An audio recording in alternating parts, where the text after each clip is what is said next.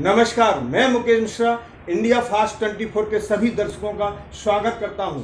आज की खास खबर में तो आज पड़ाव थाने आए, किस तरीके से आप लोगों ने वो दिया आवेदन? कांग्रेस पार्टी के विद्वान अभिभाषकों के साथ पड़ाव थाने में हमारा पड़ाव इसलिए हुआ है कि कोविड-19 को लेकर जो गृह मंत्रालय के निर्देश हैं, जो राज्य सरकार के ही निर्देश थे कि उनका सख्ती से पालन कराया जाए,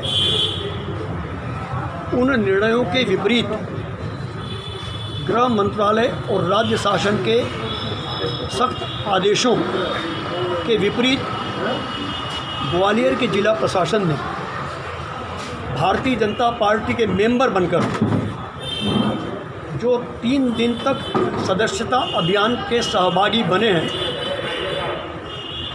उनके विरुद्ध एफआईआर की जाए।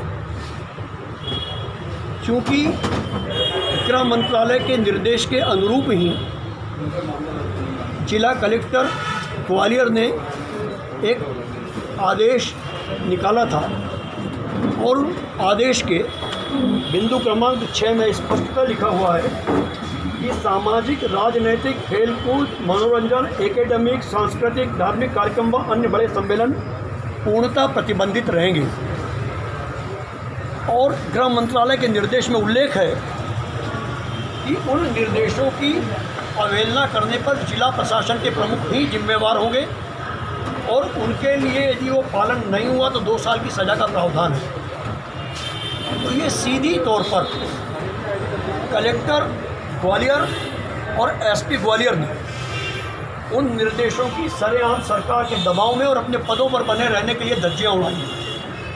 यह एक बहुत बड़ा अपराध है। पूरा देश वैश्विक महामारी कोरोना से जूझ रहा है और ग्वालियर जैसा आप दिखा रहे हैं और छप रहा है कि कोरोना से बहुत ज़्यादा संक्रमित है। हजारों की संख्या में भाजपा के लोग प्रशासन द्वारा बनाए गए पंडाल में बैठकर कोरोना का संक्रमण फैलाते रहे। गणेश जी की प्रतिमा के लिए पंडाल पूरे प्रदेश में कहीं नहीं लगे, मगर भाजपा के गोबर गणेशों की प्रतिमा के लिए या उनके लिए पंडाल सरकार ने अपने सहयोग से और प्रशासन ने अपने सहयोग से स्थापित करवाए हैं। और चूंकि 3 दिन पहले ही भारत सरकार के निर्वाचन आयोग ने भी चुनावों को लेकर गाइडलाइन सार्वजनिक कर दी है और उस गाइडलाइन का उल्लंघन सरेआम कलेक्टर और एसपी ने किया है। हमने माननीय एडिशनल एसपी महोदय को एफआईआर की प्रति सौंपकर उनसे प्रार्थना की है कि वे इन दोषी अधिकारियों के विरुद्ध एफआईआर दर्ज करें और सारे कानूनी दस्तावेज जो 46 पेज के हैं, जो हमारे आरोपों को प्रमाण कर रहे हैं, वो उसमें संलग्न है। और दूसरा, निर्वाचन आयोग से हमारी प्रार्थना है कि निर्वाचन आयोग की गाइडलाइन का जिन अधिकारियों ने, जिसमें कलेक्टर और एसपी शामिल हैं, उन्होंने उल्लंघन किया है, उन्हें तत्काल प्रभाव से इन चुनावों के पोल हटाया जाए, क्योंकि इनके रहते हुए निष्पक्ष चुनाव असंभव है। तो भारतीय जनता पार्टी की सदस्यता ग्रहण कर चुके कलेक्टर एसपी साहब के विरुद्ध एफआईआर दर्ज की जाए और उन्हें चुनाव के पहले अपने पदों से हटाया जाए। बाकी वैधानिक पहलुओं पर हमारे वरिष्ठ अभिभाषक माननीय संजय शुक्ल जी आपसे चर्चा करें। कितने दिन का कितने थानों पर? सॉरी, मैं स्पष्ट करना भूल गया, माफ़ी चाहूँगा।